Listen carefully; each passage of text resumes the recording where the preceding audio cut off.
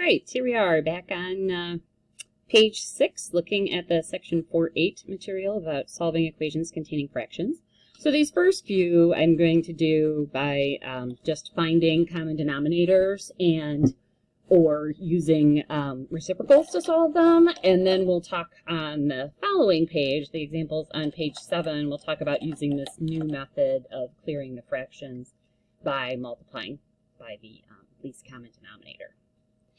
So on this first one, so it is a one-step equation. It's a little bit more difficult because we do have the fractions involved instead of whole numbers. So if I add this to both sides, I'm going to have 3/2 plus 3/4. And I need to get that denominator to be the same. So 4 is going to be a multiple of both 2 and 4. So we will change that 3/2 to 4ths, multiplying top and bottom by 2. So we'll get 6/4 plus 3/4. And then that will give us 9/4 or 2 and 1/4 for our simplified answer.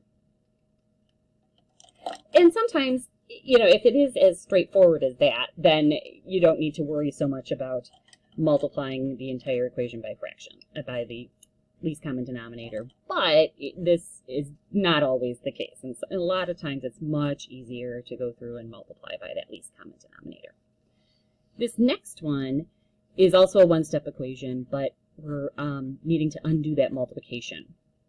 So normally we would just divide by 7/2, but because it is a fraction, we can multiply by the reciprocal using that property that we know that if I multiply by the reciprocal, that we will end up with 1 and with the x, and then doing the same thing on the other side of the equation so that I keep it balanced, then I'll figure out what my answer is going to be over here. So that's a 2. It's a little messy.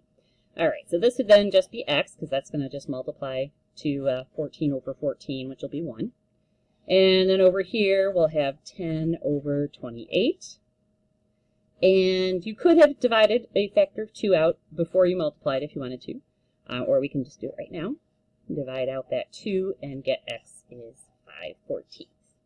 Now, dividing by 3/2 will get you to the same place, but this will save you a couple steps. So hopefully that will make sense for you. All right, next one. Same thing here if I'm multiplying by the reciprocal. So we're going to pick -5 over 1. And notice that reciprocals are the same sign as the number you start with. Otherwise, you would not get +1 as an answer. So over here we're going to get y. That's why we picked -5 to multiply by. And then over here we'll get -15 over 1, but that's just going to be -15.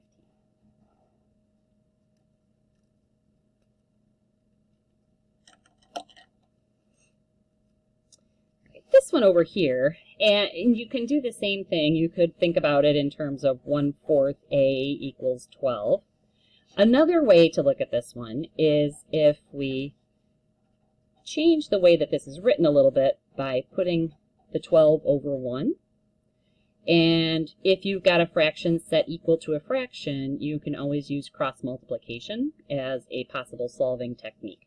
So you can do this and then cross multiply.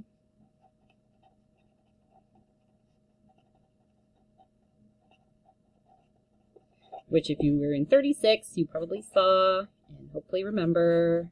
So this would be 1 times a and then 4 times 12. So a would be 48. I find sometimes if you feel like you're stuck here and you're not sure and this going this direction doesn't occur to you, sometimes this will, if you put that whole number over 1 and cross multiply.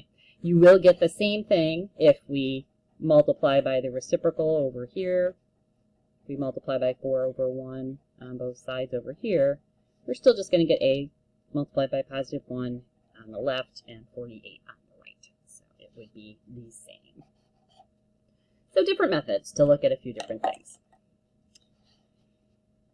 Okay, so looking at this one.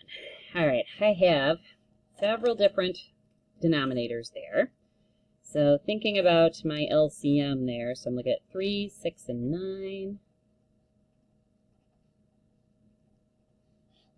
So my LCM slash LCD is going to be 3 squared times 2, or 18. So none of these are having that denominator. So we are going to have to change every single one of those. So I'll put my curtain up here. So 5/9 equals, and then to get that to 18ths, you're going to multiply by 2, top and bottom. So 10/18 y. And let's see here. Minus, okay, we'll get the 1/3 to 18ths, so that's times 6. And then the 5/6 will need to be multiplied by 3. So we get 15/18. All right, now I realized after I did that I didn't necessarily have to change this one too because it's not a like term. These two are like terms, so those two do have to have the same denominator in order to combine them. But I could have waited on this one, so we'll see what ends up happening here. So I would add that 6/18 to both sides. And then over here, remember, just take the numerators, add those together, get 21/18. And then at this point, I can multiply by this reciprocal.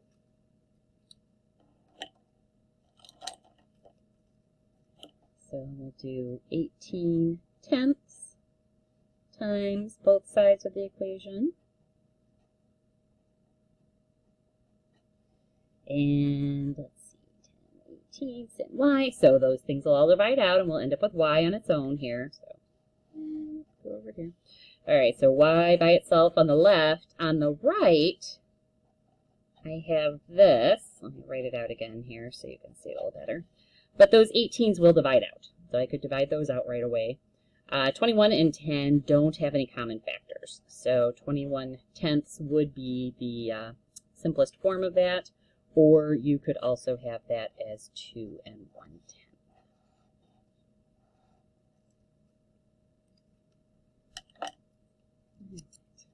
Now, on the next page, I'm going to show you how we can do this a little bit more simply by just figuring out what that LCM is and clearing the fractions out to begin with and not having to think about them anymore. Let's look at things. So this top left one, and we're still going to be thinking the same thing. Okay, we still need to figure out that least common denominator, but often these are going to be ones that you're going to know. 2, 4, and 8, what is the smallest thing that each of them divides? It has to at least be 8, because 8 is the first multiple if I start looking at 8s.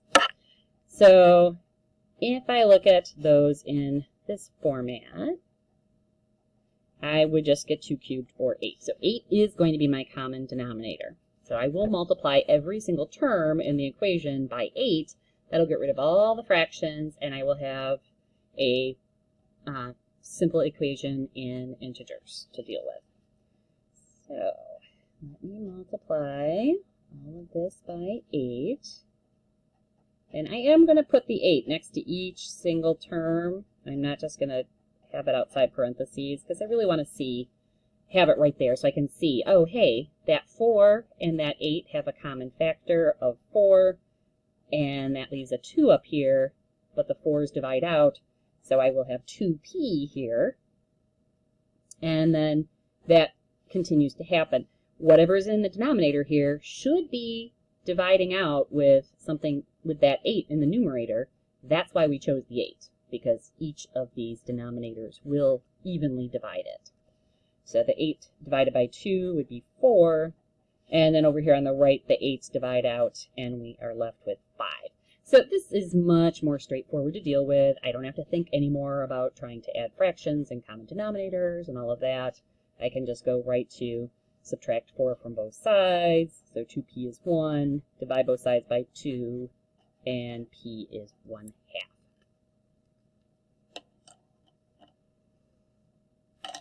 And like I said, you won't be forced to use this method this semester, but when you do go on to Math 40, it will be required. So it's mostly because it's going to make your life a lot easier when we're dealing with a whole bunch of variables in this type of a situation. All right, this second one here on top, so I've got 2 and 3 are my denominators. And so we're just going to multiply those together and get 6 because they don't have common factors.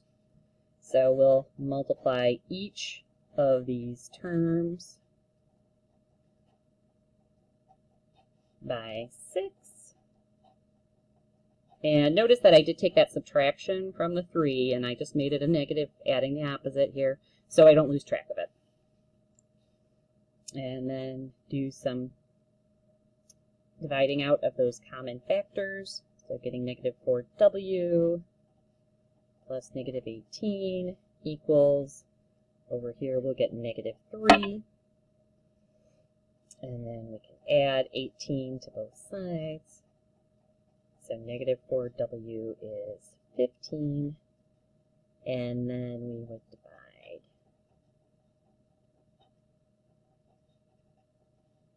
So we get negative 15/4 or negative 3 3/4. So a couple things on that just to make sure that you know this.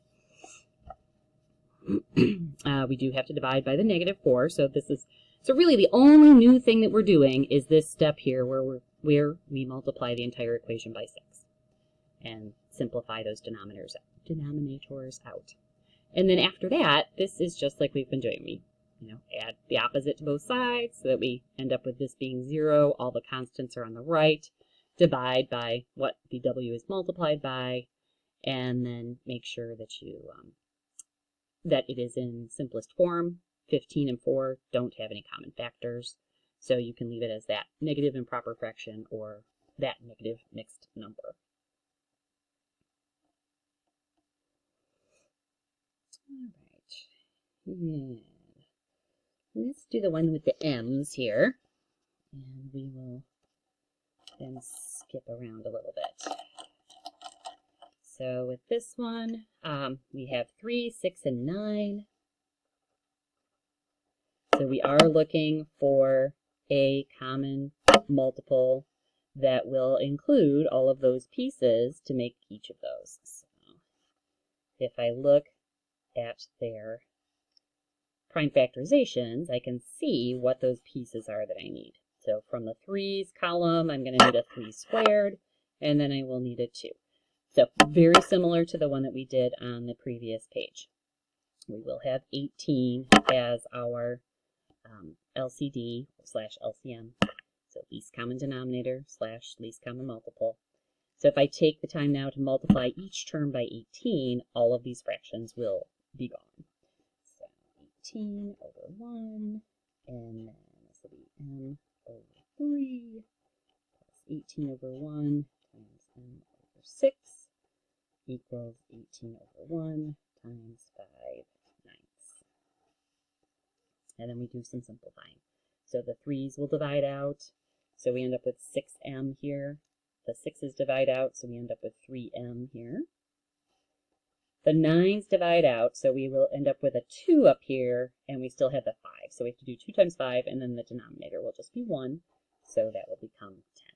So we go from something with a lot of fractions to something that is much more straightforward. So we add those together, 9m equals 10. Divide both sides by 9. And then m will be 10/9, or 1 1/9. All right, there'll be one more short video. This is the end for this one.